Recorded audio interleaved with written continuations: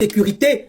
Yaya Touré, je sais que tu vas voir ce live. Tu te rappelles du message que tu m'as envoyé où tu m'as dit, toi, tu vas venir, toi, tu niques ma race. Ce message, je l'avais supprimé lorsque tu es revenu et puis on s'était réconcilié. Tu as dit que tu niques ma race et que tu viendras m'enculer chez moi. Tu te rappelles de ce message? Tu te rappelles de ça? Mais je pense que les médias anglais auront ce message bientôt. Je donnerai ça aux avocats sur l'Angleterre.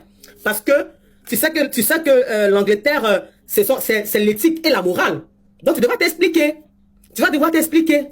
Voilà. Comme les gens, les Ivoiriens disent que tu t'en fous. Genre c'est ton silence qui me rend folle. Non, pas du tout. Procédure judiciaire, qu'est-ce que moi je peux dire? Je peux rien dire. Donc ça peut dire aux gens que franchement, ça ne me touche guère. Moi, mon combat, je sais que je vais le gagner, quel que soit le temps. Je vais le gagner parce que je n'ai rien inventé. Je n'ai rien inventé. Les preuves sont là. Il m'a menacé. Il m'a menti. Il a abusé de mon honnêteté. Il a abusé de son autorité. Il y a eu trafic d'influence. Il y a eu propos injurieux grossiers. Et il y a menace de mort. Donc, il ne pourrait pas devoir s'expliquer. Voilà. Le dédommagement que les gens disent même moraux. Moi, je m'en fous. Ça sera fait. Ça sera fait. Ça sera fait. Les gens qui parlent de harcèlement, vous ne dites rien. Vous ne dites rien. Quand vous avez écouté le premier appel, ou même il est en train de nier même l'existence de Dieu pour que je vienne le voir, ça c'est pas un harcèlement ça? C'est pas un harcèlement ça?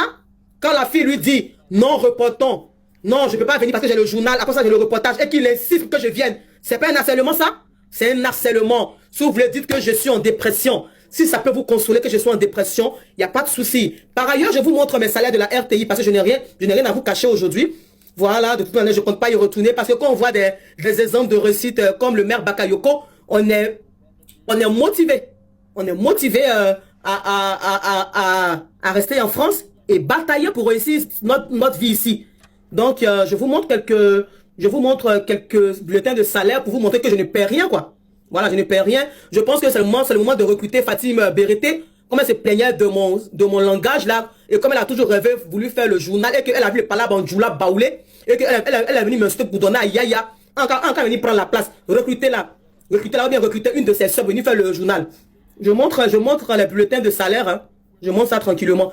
Mais ça, c'est un fait que je dénonce. Et ce qui me fait peur, vos petites sœurs ne pourront pas dénoncer ce genre d'abus si elles en subissent. Parce que quand elles vont voir vos réactions sur moi, là, elles vont dire, la même dont mon grand frère a tapé sur Madame Anissette Konan, là, est-ce que moi je peux dénoncer ça si je subis ça? Elles pourront même pas parler. Et ces boss là vont venir abuser d'elle. Et comme ça, ils viennent, puis ils sortent avec elle. Ils sortent avec elle. Et puis, il n'y a rien en face. Parce que vous êtes des grands frères poltrons. Vous êtes des grands frères qui n'assument pas. Donc, je sais que vous suivez le direct, mais vous me agacez à cause de Yaya Touré. Donc, Yaya Touré va sentir ça là-bas.